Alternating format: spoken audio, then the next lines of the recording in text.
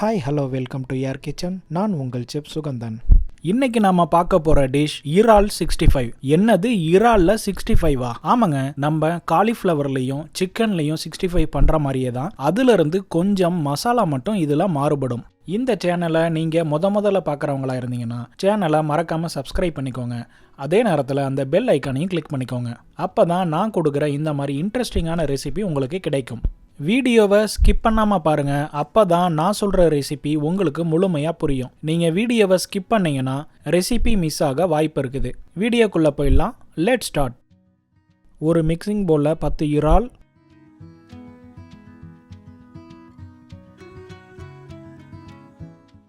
இஞ்சி பூண்டு அரைத்தது 1 table spoon, மஞ்சள் தூள் 1/4 teaspoon, Kashmiri chilli powder 1/2 teaspoon, கருப்பு மிளகு பொடி 1/4 டீஸ்பூன், அஜினோமோட்டோ 1 டீஸ்பூன், உப்பு 1/4 டீஸ்பூன். கொஞ்சமாக மிக்ஸ் பண்ணிக்கலாம். கடலை மாவு 1 டேபிள் ஸ்பூன், மைதா 1/2 டேபிள் ஸ்பூன், சோள மாவு 1/2 டேபிள் ஸ்பூன்.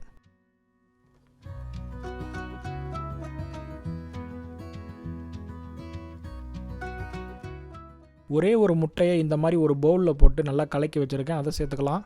1/2 எலுமிச்சம்பழ சாறு,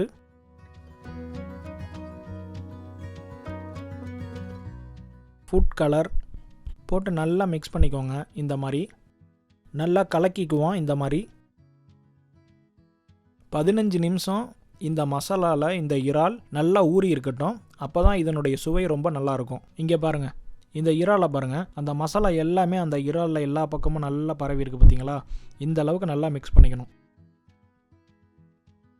அந்த 15 நிமிஷம் கேப்பில் இந்த மாதிரி ஒரு கடாயில் எண்ணெயை ஊற்றி சூடு பண்ணி வச்சுக்குவோம். அடுப்பை மீடியம் ஃப்ளேம்லேயே வச்சுக்கோங்க. எண்ணெய் கொஞ்சம் சூடான உடனே ஒரே ஒரு இறாலை எடுத்து நம்ம இது மாதிரி போடுவோம். நமக்கு போட்டாலே தெரியும் எண்ணெய் எந்த அளவு சூடில் இருக்குது அப்படிங்கிறத நம்மளால் கெஸ் பண்ண முடியும்.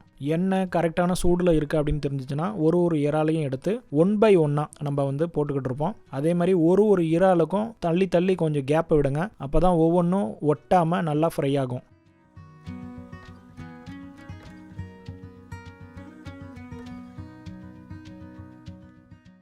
இந்த மாதிரி கரண்டி வச்சு அப்படியே திருப்பி விட்டுக்கோங்க ஒன்று ஒன்றா.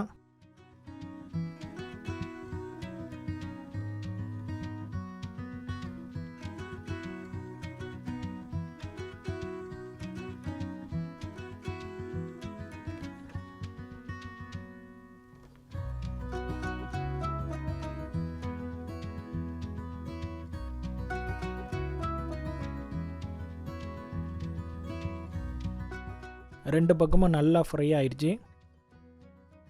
பார்த்தீங்களா எவ்வளோ அழகாக இருக்குது? இங்கே பாருங்கள், இந்த இறாலை பாருங்கள். அந்த மசாலா, நம்ம போட்ட மசாலா எல்லா பக்கமும் அழகாக பரவி அருமையாக ஃப்ரை ஆகிருக்கு. இது பார்க்க மட்டும் கிடையாதுங்க, இதனுடைய சுவையும் ரொம்பவே நல்லாயிருக்கும். கண்டிப்பாக ட்ரை பண்ணி பாருங்கள்.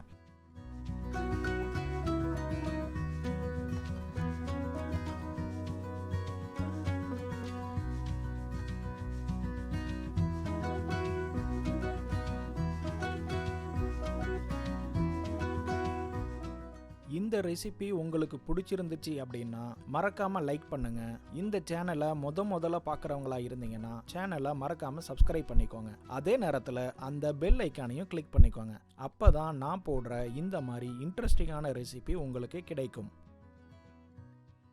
மீண்டும் உங்களை இதே மாதிரி ஒரு இன்ட்ரெஸ்டிங்கான ரெசிபியோட சந்திக்கிறேன். அதுவரை உங்களிடமிருந்து விடைபெறுவது உங்கள் செஃப் சுகந்தன்.